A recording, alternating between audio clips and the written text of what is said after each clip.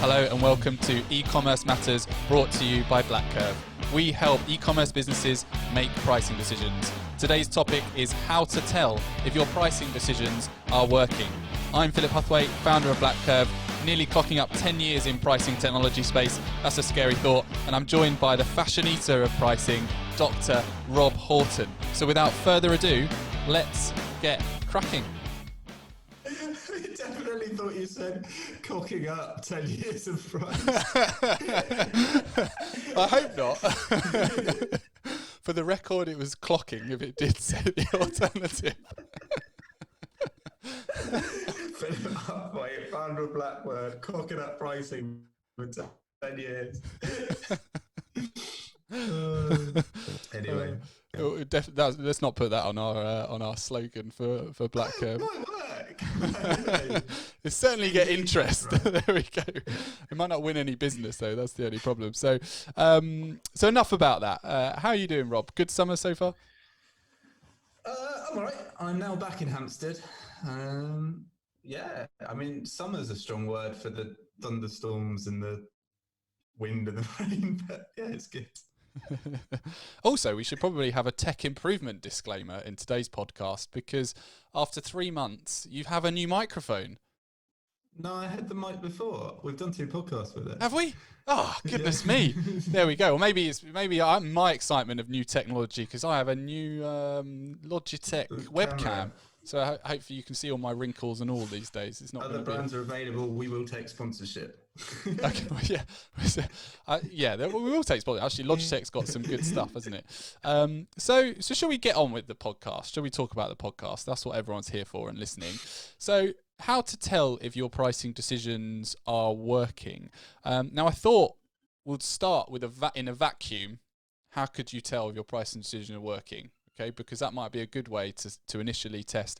So I wondered if, Rob, if you could take us through kind of our concept of the pockets of profit in order to kind of set the scene about how you could tell if your pricing decisions are working. And then we'll talk about the alternatives to that. Yeah, so this is one of those, we've mentioned this before, I think, but it's one of the interesting things where theory and practice do deviate a little bit because it actually, in theory, it's very easy to see if your pricing decisions are working. And that is our good old friend, price elasticity. So kind of BlackCurve, we break it out a bit, but really what this means is that either by increasing or decreasing price, you can measure the response to the market. And really you're looking to optimize profitability or revenue, depending on what you're after. So does the price increase work? Did it increase your profitability? Does the price decrease work? Did it increase your profitability? If it stays flat or decreases, then no, it didn't work. I mean, it's really that simple. We have we had a few other things in, but they're really more applied in terms of like understanding what happens as you approach market efficiency, because it's not of just the pricing decision in an efficient market, which is what your price elasticity is doing. It's what you're gaining on your approach to that. So we talk about the long tail a lot, and that's often because if you're managing inventory by hand, you're likely to not be changing prices frequently enough to stay up the marketplace. So you've got a range of products that are inefficiently priced, and repricing those automatically will give you a bump in profitability or revenue as you match the market or come back into kind of playing in the market in the correct place. Yeah, I mean, I suppose just to add to that, I suppose in simple terms, you know, again, in a vacuum, we're in a vacuum world at the moment, that if you manage to increase the price and your volume stays the same, happy days. That's your pricing decisions working, right? Because you've managed to extract more value out of that exchange. If you've got a core selling product that you decrease the price of a bit further, and suddenly that exponentially opens up the taps in terms of volume sold, that's a positive pricing change for you, right? And on the final bit, to come back to what you said and summarize, where we've got your long tail, where you maybe haven't changed price historically, if you enact a price change and that does then help you to shift volume, then again, that pricing decision could be indicated that it's working, okay, across those periods. I've realised I've got one, but there is another key point actually in terms of what we do, and it's actually the automation piece, and I think it often gets forgotten, but it's why a lot of people look for pricing software. So if you're matching your current performance with your pricing, but it's doing it automatically and you've saved man hours, that also then your pricing decisions are working as well. We'll absolutely come on to that. So hold that thought, because I'm going to ask you a ton of questions about automation. Don't worry. It's all here. We do prepare for these podcasts. Would you believe it? So I want to add some noise into the mix now for a second, if I will. So when it comes to how to tell if your pricing decisions are working, well, hang on a minute. E-commerce businesses are spending money on marketing. They've got fluctuating stock levels. Their competitors are doing fun and games. Their competitors are trying to compete with them. Their competitors are trying to challenge, win market share. Fashion changes, right? Good old COVID-19, pandemics thrown into the mix. I mean, you wouldn't see that one coming. So how do I know in all of that noise if my pricing decision is working? And I actually dug out some of my notes, and I came across in my notes a 1995 Harvard Business Review article. Would you believe? Okay, it was the September and October edition. If you'd like to go back and look at it, and also discovered it's also online as well. And something resonated in that for me, and it's nice to know that stuff written, back in the day, although 95 is not that old for an academic standpoint, paper standpoint. No. I mean, I was in primary school then, so I don't know. I certainly wasn't reading Harvard Business Review back then. The core papers in my field were written in the 60s. 95 is recent. But it said that proper pricing comes from carefully and consistently managing a myriad of issues. Now, as a CEO, I generally ban the term issues because we get into a bit of a boy who cried wolf territory, and one person's issue is not necessarily another one. So maybe its proper pricing comes from carefully and consistently managing a myriad of challenges and market forces. But basically what the article goes on to describe is pricing is not essentially a set and forget process. There is no kind of quote unquote right price, but it's about making the best of the data that you have available and making the best of the pricing making the best of the data you have available at any given time to manage these myriad of noises that are happening. So, managing what's happening in the outside world. And one of the things I liked, and the reason I've held you off automation for a moment, is that this article put it into almost two buckets. So of how to tell if your price decisions are working. The first is you've got to make sure you have a proper process in place for managing your price. And then they used the concept of a to-do list. Okay. And this actually resonated quite well with our brainstorm session that we had earlier in the week, Rob, in terms of actually, okay, we can look at the fundamentals of, in a vacuum, you make a price decision, like how do you know if it's working? But actually, especially in retail, stuff is changing so often that if you have this to-do list that you go through, at least you can have the confidence that you're doing everything you can on a regular basis to strive to that position where you do have the right price to match everything that's happening and all the noise that's happening in the world. And one of those is tools. So I thought that we could go through a to-do list because of what people can do to make sure that their prices are working. What do you think about that? You challenge me on that? Sounds good. Yeah. I'm interested. So it's now an opportunity to talk about automation, proper process in place. Because really, I think what I'm trying to get at here is that if you can use part of this podcast as almost like a today's episode as a blueprint, that's an indication for you to say, right, I'm going to look at that mirror and I'm going to reflect it back on myself. And am I doing all these things? And therefore, I know if my pricing operation is working. Mm-hmm. Yeah.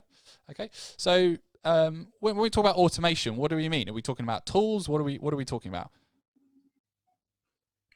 Well, I think the process, let's pull it back actually and talk about process, because process and automation don't have to be the same thing. What you're talking about when you say a process is a testable framework, right? Or a framework in which you can test. Because I think the danger in a noise, especially in a noisy market, is to be completely reactive the whole time. I'm going to spend money on this. I'm going to change prices here. I'm going to do this. I'm going to do this. I'm going to do this. And you're not learning. So I think like any good scientific method or business approach, or like we talk about this all the time in startup land, in that on kind of as we scale the business, like what are we learning? How do we pull that back? How do we construct processes that feed back into the business and make us better for our clients, right? That's our whole thing here. And pricing is exactly the same.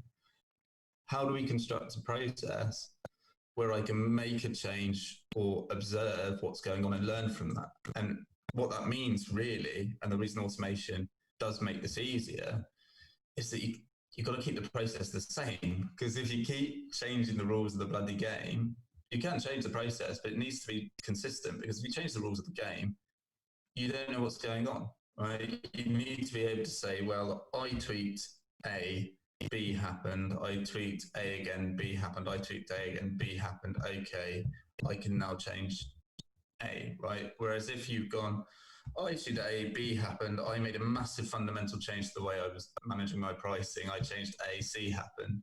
You can't learn and feedback from that.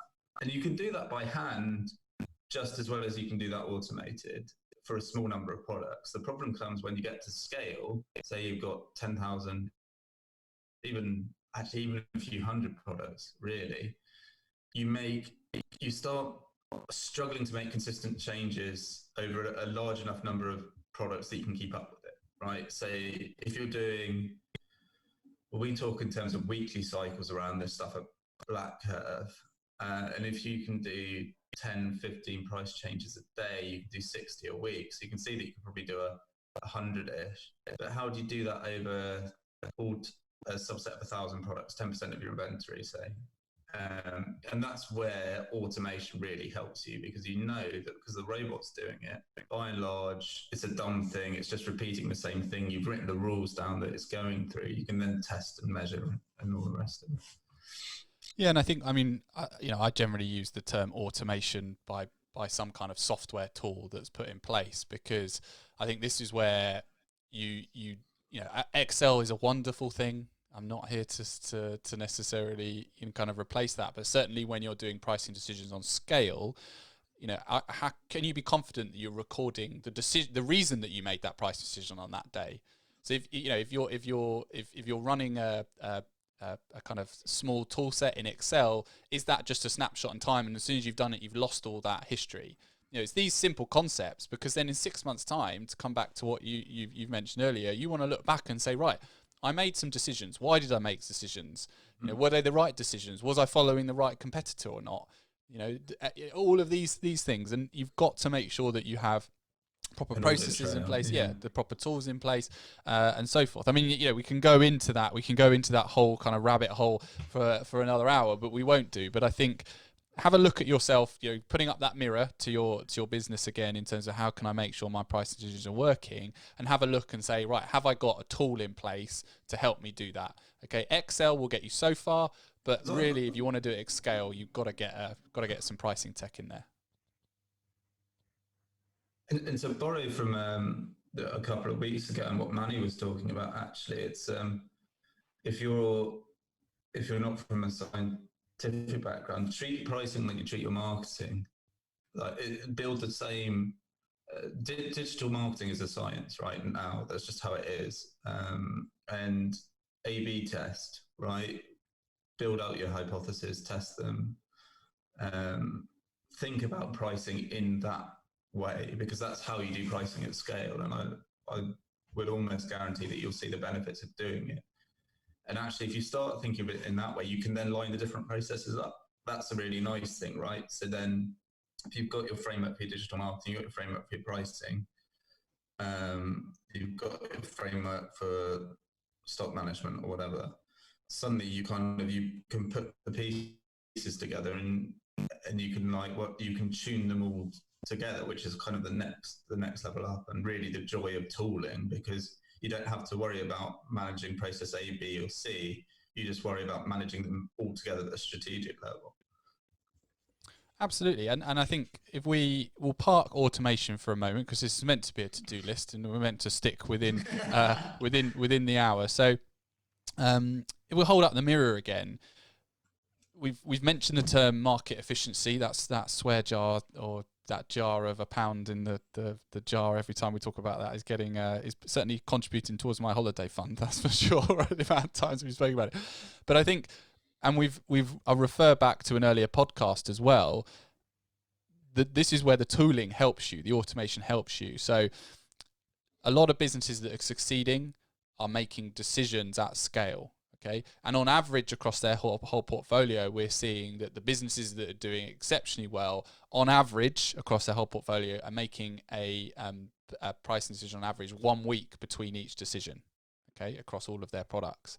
Now, that's what we mean by, market efficiency. That's what we mean by striving towards that. You're making changes to try and test and learn, okay? And the automation piece helps you do that. If you're only making decisions kind of, ad hoc throughout the month, or you've got a month or 6 months or a year between pricing decisions, I can tell you now, your price decisions are not working. They're not correct, okay? Right? On average. Okay, and we've done a whole podcast on this particular topic, but that is one of the actual quick wins that you should look at yourself honestly of how can I make more decisions to improve my business. Would you agree with that, Rob? Yeah, I mean, I live in a world of qualification, but scientific background. But yeah, it's definitely in kind of e-commerce FMCG space. The market frequency moves quickly. I mean, even if you're selling a house, right? I mean, let's parking COVID, but house prices change more frequently than once a year, right? Realistically, and that's a much slower market given how hard it is, how long it takes to shift property, and that whole process.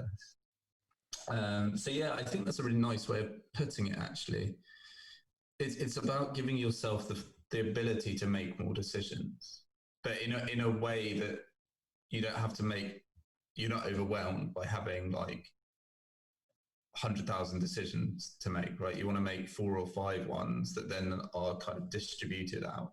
And that's the power of tooling and automation, really. So if we hold up the mirror again and look at our to-do list, our people, one of the things in the prep session that you were referring to was flat products, or long tail products. From what you see, are many retailers concerned with these or looking at their long tail? Yeah, absolutely. This is a core concern, especially for, I'm going to say small to medium, because and I'm going to say that really because that's who we work with, and so that's my experience. But it probably is for larger people. But like, if your products take up warehouse space, it's going to be an issue, right? So what we're talking about is products with low demand, and there might be a reason you have to have those products, because actually they lead buyers in, or they're kind of an auxiliary product to another product. But for a lot of products, it's really just stock that you added, haven't really shipped, and it's just kind of sat around. And what the pricing helps with is the question is like, is the reason this isn't selling price driven, right? So what you tend to do is drop the price a bit. Nothing too smart, right? Drop the price a bit, see if it shifts anymore. Do your analysis, look at your competitive landscape. And if you can't find a way to boost that, that's super important information, because that's a different question outside of pricing. This goes back to pricing powering the rest of your business. Is there no demand for this? If there is demand for this, why aren't I getting the demand for it? Would be and then what do I do to rectify either this lack of demand that's fixable or unfixable? So that could be not stocking it, that could be invested in marketing, that could be bundling it with something else, that could be slashing it in a sale and just getting out the warehouse. But I think that is a really important piece of feedback from pricing can give, and something that people are super, like most of our clients want to know that, right? Because that is something that is a real tangible thing that pricing can tell you and help your business with. No. Yeah, I mean, one of the larger pockets of profit for your business is in your long tail, right? And if you can identify the products in your long tail that are not selling because they're priced incorrectly, by you make pricing decisions and test whether or not they move. You know, if you're selling 0 of this product and suddenly you make a price change, you bag the whole sale, you bag the whole revenue of that product. And also on the flip side of what you've mentioned, you know, there's an opportunity cost about stocking that or not stocking that, and so it's touching upon other areas and other decision making. So, and I think it's an important, because I think this part is where price automation really succeeds. Say you've got 800 products in your long tail, and most of the reason for long tail not selling is that they're not competitively priced, really. You could go through every single one of those and compare it to competitors by hand, if you can get the data and if the data exists. Or by algorithmically dropping the price, you kind of do that anyway, as long as you're comfortable with that reduction in margin. And that kind of immediately splits the sets up for you kind of over that 800 products. And you'll probably find that 200 of them you should have been selling and shouldn't be in your long sale, and 600-ish are still long tail. Because it's important to say, we're not saying that you can shift all of it. The low demand products exist, right? But that means then, okay, well, I've reduced the set, which I had to do this analysis for, and I now know that for these, either there is no demand or I can't go low enough, basically, because that's the point you tend to reach. And then it's either a conversation with the supplier, it's do I look at marketing, do I look at actually stocking it, do I look at just trying to get out of the warehouse? I mean, it's not an insignificant opportunity as well, because I mean, we've had instances where business, their long tail opportunity has been sort of 20-30% of their long tail has not been selling because it's been priced incorrectly. You know, and that's, you know, if you've got a product set of, you know, 5,000, 10,000, even 1,000, that's a lot of products that you can make money from, right? So it's not an insignificant. Well, and I think this is the bit that's often hard to get your head around, but actually pricing is responsible. We talk about price when pricing working. Pricing is responsible for every bit of that win, right? In terms of just by shifting the price, any profit you make from that is due to pricing. Like really, I mean, it's an ecosystem and the rest of it. But if you were mispriced, that was the reason it's not selling. Added to that, it's now saving you the money you were wasting on your marketing spend or whatever, right? Because you were advertising products that were mispriced, so people weren't clicking them anyway.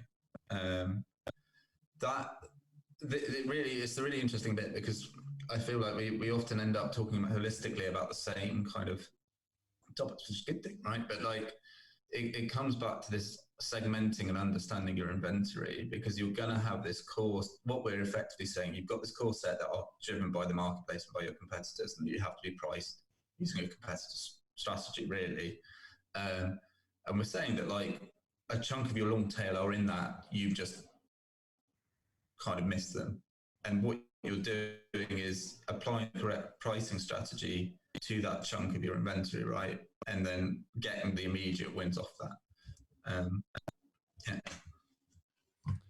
So we move on in our to-do list of how to serve your pricing decisions are working. Competitor strategy. I would like to. I'd like to just drop that grenade. It's fair to say that if you're selling if you're selling non-branded goods, but if you're selling branded goods that are available elsewhere, competitor prices play one determining factor of whether or not you are going to gain the business of your customers or not over your own competitor. Okay, but I think one of the things I'd like to touch upon is BlackCurve's stance on competitor strategy for you to hold up the mirror and see are the listeners thinking about this in their own business? So how do we think about competitor pricing? Because we do not take competitor prices on face value. So what are some of the indicators, if you only have competitor data available, that you can use to assess where I should be following and where I shouldn't be following? Yeah, that's a really hard one, because what we like to layer in data sets, right? So we can build out a full picture of the marketplace, but often that's not easy to do for people supplying the data.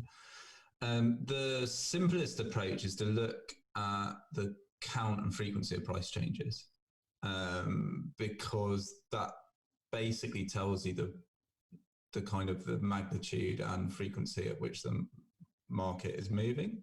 So kind of how much is going up and down, how much is oscillating, and how often that's happening, right? If you think of it like a wave. So if you just rank your products like that, and the ones at the top are likely competitor driven, and the ones at the bottom are. So the ones at the top you probably need to apply a competitor strategy to, and the ones at the bottom you probably don't. That is really, and then obviously you can drill into who are the competitors. Are you leading? Are you following? Are they following me? Is there a lag between their price changes? So am I leading the products in the market? And those are the ones where you're setting the price, so let's try pushing it up. Versus am I the one following, in which case I'm taking the price, so I kind of have to go wherever. And probably for smaller retailers, they're probably either following or undercutting, just because they don't have the benefit of the brand power or whatever of a larger retailer. Unfortunately, that's really, I mean, there's quite a lot there, but that is it, in that you only have one data source to work with, and you can only really understand at the product level and at the market level, relative to your competitors, what's going on. But it doesn't tell you anything about demand. It's all a proxy. So you can say like, okay, I'm changing price 5 times on this product. Competitor A is doing it 4 times. Competitor B is doing it not at all. Competitor C is doing it 20 times. Well, competitor C is doing some really weird stuff, so I'm going to ignore them. I only really care about competitor B, so I'm ahead of them in that, because I'm moving along and finding the market. But then you need to layer in your sales history, right? And if you're in your business, is it selling? Is it working? So I'm following competitor A who's made 4 and I've made 5 to try and undercut them. Competitor B is holding still. So I'm probably confusing in the competitor set. Right? Basically, you've got one player making price changes who you're following. You've got another person who's holding it. The question is that working? So what you can do is just hold it like the other person's holding it and see if it makes a difference, right? And look at your sales history. But the real trick is to kind of get both together and get the competitor data. And this you can do in an Excel spreadsheet. You don't have to do this like, we tend to do it automatically because it really helps boost the rules out. But like, you can get your competitor data down, look at what products are changing a lot, look at what's changing at all, and put the sales of those products against it and see if there's a correlation. If the products you're changing a lot on are selling most, which is probably likely, that's probably an indication that you should probably try changing price more on the other product. Yeah, I mean, we're coming back to the market efficiency point of to-do list, and we stay on the competitor data strand at the moment. Really what we're trying to do is we're trying to make sure that you don't follow competitor movements unnecessarily. So, the worst thing you can do is decrease your price, and you didn't have to decrease your price because you're making less money for your business. Okay, so the indication there is if a lot of the competitors are changing prices relative to the other products, that there's an overlap, that's the indication that you do need to follow. And I think we've gone too micro too quickly, actually. So if we come back up here, what you need to do is first is work out where you want to be in the marketplace. What's your brand positioning, right? Where do you want to rank up relative to your other competitors? And then you can look at these data sets and do the analysis we were just talking about to say, am I doing that for these products, and is it actually working? Because there will be some products where to sell it, you will have to be one of the cheapest, and there'll be some you can be the most expensive, and then the brand thing is like an average, realistically. In the markets we tend to play in, it's different if you do designer goods or luxury products or something. But and I think that's the key, and that's what's meant by a competitor strategy. It's making, it goes back to what we were saying a few podcasts ago, making your pricing strategy work for your business. Where do I want to sit in the marketplace relative to other people? What can I compete on? What can't I compete on? Is my shipping better, right? So I can charge a premium because I can get it in a day and everyone else is taking a week. Like that would be a core example where people will happily pay more because there's a real differentiator there. And you want to make sure that is actually bleeding into or driving your pricing strategy, because there's no point matching a price because it's quite not a like for like match, because their product is product A at time B and yours is product A at time C. And that's where the nuance comes in, I think, and why it's important to think about what your competitive differentiators are versus the rest of the marketplace. Okay, we've teased out sales history. Is now a good time to hold up the mirror and see if you're using price elasticity in your business to know if your pricing decisions are working. So I will put the disclaimer in. So I'll put it out there that if you haven't changed price historically, you cannot use price elasticity because you just do not have enough data to do it. And then that's where your market efficiency piece comes in terms of you have to start making changes to learn. But where businesses have changed price historically, how can they use price elasticity to work out if their pricing decisions are effective or not? Well, there's actually two bits here on the sales history front. There's the what do I do if I don't have enough data, and what do I do if I do have enough data? And it's worth saying you should be using sales history in both cases, right? If you do have enough data, if you don't have enough data, go back to what we said earlier. Is your profitability increasing, right? If you've made a price change, there's still a measure. I'll give you the 20 seconds technically, or 2 seconds, but you're just in a non-equilibrium system, but you still, whereas if you're doing price elasticity, it's assuming an equilibrium market. But there is still a trajectory towards equilibrium, right? So you are moving towards the equilibrium point, and so you can measure that, and you measure that you're going in the right way by, am I making more money? And it's really that simple. So I've made some price changes to stop that. The interesting thing then is that if you get to the price elasticity piece, and you've got the data, that should in fact tell you the correct price, right? Out the door, because that's what it is. It says you draw a curve and you say, at this point, I maximize my profit at this price, and that's what I'll set it. The issue is the market. The real issue is that those calculations are quite sensitive. So they're best used, I guess, as a guide, because your competitors are not keeping still, the marketplace is not keeping still, demand is not keeping still. So it will work for someone like Amazon because they can probably do these calculations over a weekly period because they see so much volume in the marketplace. Whereas if you're using 2 years of historical data, say, to build up enough data to do a robust calculation, you've gone through low volatility periods, like normal trading periods, you've gone through COVID, you've gone through holiday seasons. Like, this is why it becomes difficult. But actually, it's a very good guideline. Like, you should calculate the price of it, take that price, look at the market. Does that make sense in the market? Basically, check it, keep an eye on it. But it's if you get it right, it's super powerful because in theory, it should tell you exactly the right price. So it's the Holy Grail then? No, it's not. But it's one of. No, it is. It's one of. That's a really guarded by a knight in a castle somewhere. But like, I don't. Managed with caution. Managed with caution.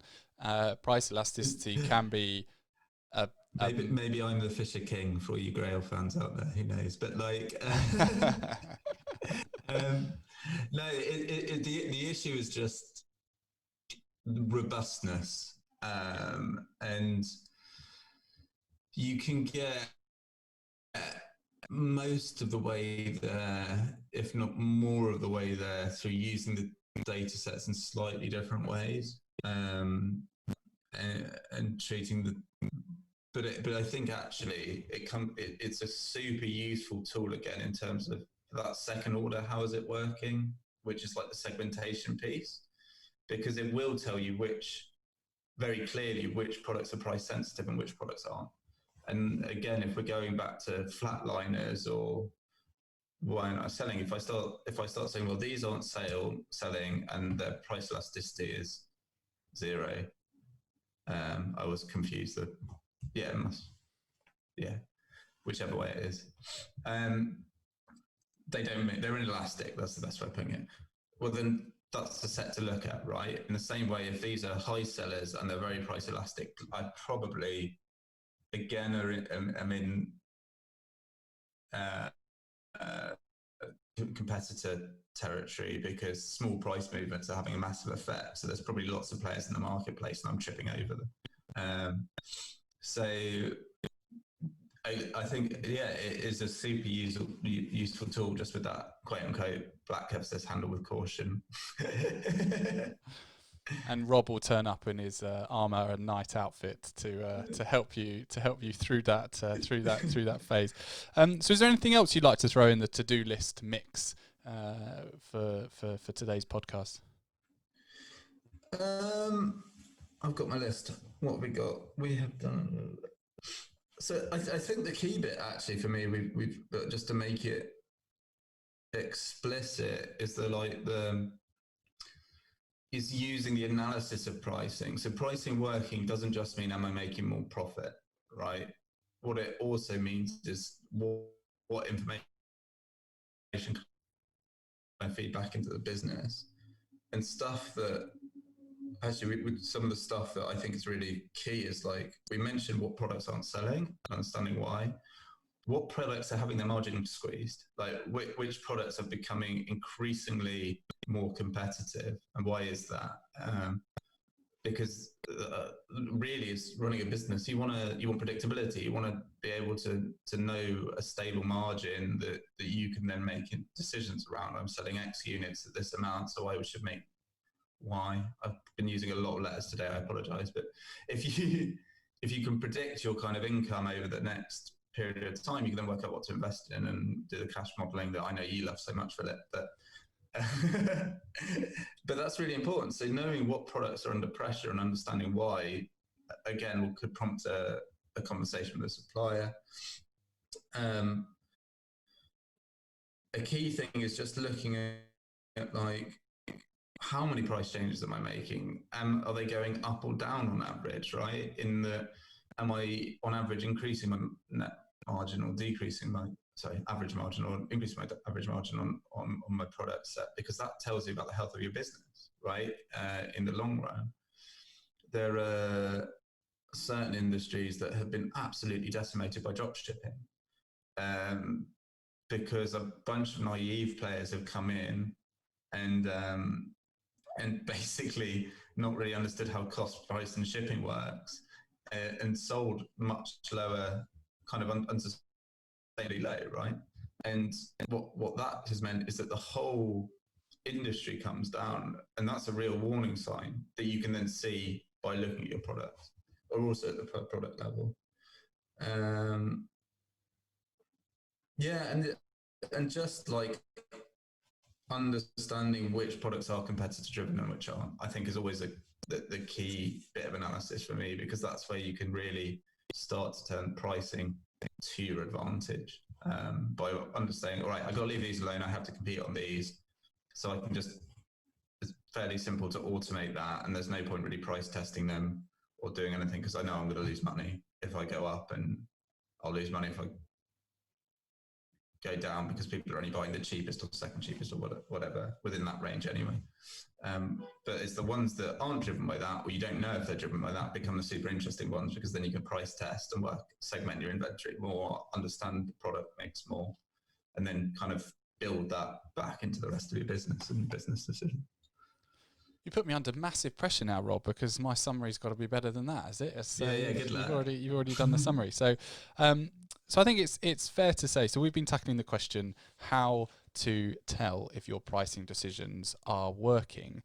And I think really it comes down to, there's a lot of noise that happens in a business, in a day-to-day, week-to-week, month-to-month, year-to-year. Seasons happen, COVID happens, marketing spend happens, lots of stuff happens, right? So really, I think it's less about going, I've got to know what my pricing's working. I panic. I've got to make pricing decisions. And it's more about making sure that you have a regular, repeatable blueprint for you to run through your to-do list, and making sure you're touching upon all the areas, pushing all the relevant buttons, so you can test and learn from those buttons. Okay, and if you can look at that blueprint and say, "Yep, I'm doing that. Yep, I'm doing that. Yep, I'm doing that," you can have the confidence that your pricing, okay, at the very least, is the right strategy for your particular business, assuming that it supports your business goals and objectives, which is what we've touched upon in another podcast. Do you think is that a good summary, Rob? I don't know if that was better than yours, but it's a summary nonetheless. Agree with that? Disagree? No, I liked it. It was no, I do. I think it's about, you need a process, and it's interesting actually. I think this is a core piece in any business, in any kind of anything you do. Product's a really good example, which is what I did. How do you depersonalize that process? How do you make the process part of the business and take away the personal from it? Like, the process is wrong, not the person is wrong, I guess. Because if you can do that and have that psychology on it, suddenly it's much more powerful, because people aren't getting upset or emotionally entangled in it, saying, I made the mistake, right? Damn it, kind of, or you made, or that blame game. You're just saying, okay, the process broke here, let's fix it, and get it next time. Okay. Well, before we get into any more trouble, let's call it a day there. So thank you very much, Rob, for your time. We've been BlackCurve. We help e-commerce businesses make pricing decisions. This is our podcast, E-Commerce Matters, and it's available on all major podcasting platforms such as Spotify, Apple, and many more. We hope to see you next time. Thank you. Take care.